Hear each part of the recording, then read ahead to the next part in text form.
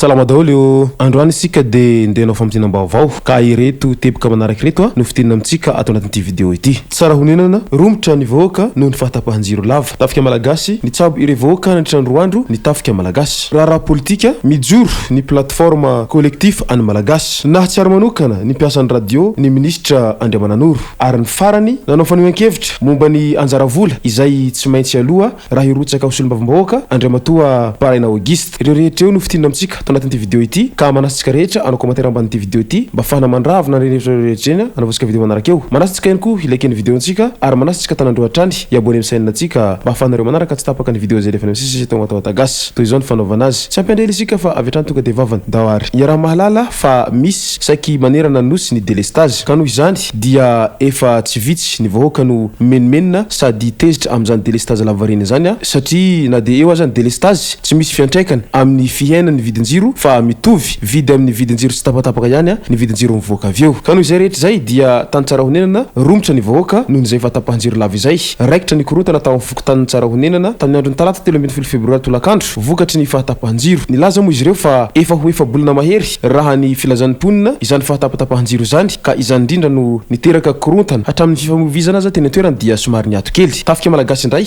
ny tsabo ire vahoaka nandritra ny roandro nanometohana ara-pahasalamana any vahoaka ny morondavo ireo dokotera miaramila eo anivony tafika malagasy tamin'ny alalany hetsika nandritra ny roandro tao amin'ny efitrano malalaky ny paroisse Notre Dame de Salette tao morondavo no nanaovana an'izany fitsinjovana ireo olona sahirana ara-pahasalamana nefa tsy manana fahafahana hamonjy dokotera na hopitaly no natao tany an-toerana niarahana tamin'ireo dokotera miaramila eo anivony BMA na ny bataillon médical Ampahibe sy ny CNSOA ary ny hopitaly miaramila Ampahibe izany ka nahatratra 3,000 isan'ireo olona tonga nozahana raha bangoina amin'ny ankapobeny dia fitsaboana mikasika ny fo ny loha ny lalandra ny ativava sy nify ny maso ny tenda ny sofina tao koa ny fandidina sy ny fitsaboana ny zaza no natolotra anireto mponina morondava ireto ankoatry ireo nojerena manokana sy nanaovana fanentanana ny mikasika ny kolera sy ny arety-maso conjonctive ihany koa raha politika mijoro ny plateforme collectif any malagasy nitsangana tamin'ny andro ny talata 3 febroary ny plateforme collectif any malagasy ahitana ireo ampahany candidat tamin'ny fifidianana filom-pirenena farany teo manohy ny tolona efa natao hatramin'izay izay tsy mialonjafy tsy manavaka ary misokatra amin'ny ankolafinjery rehetra izay iray tanjona amin'ny collectifa izy ity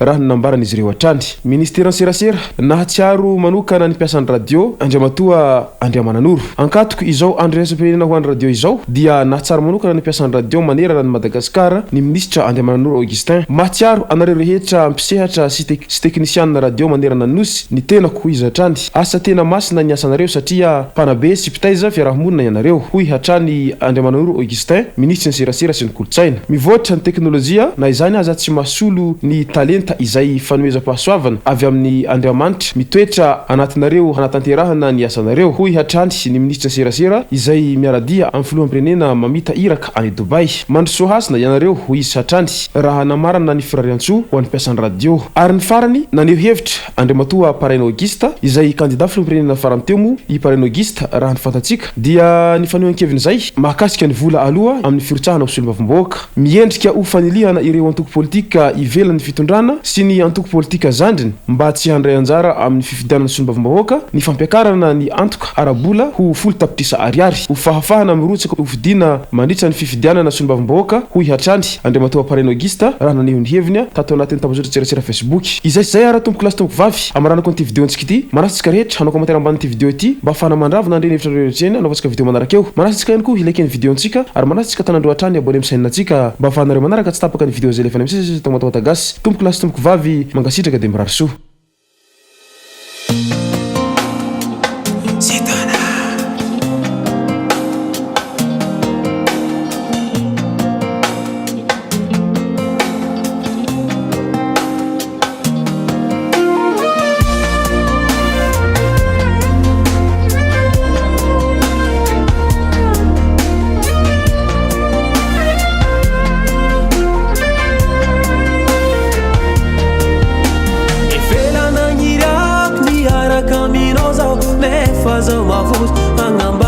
Tifo Rambola hezis katika jobe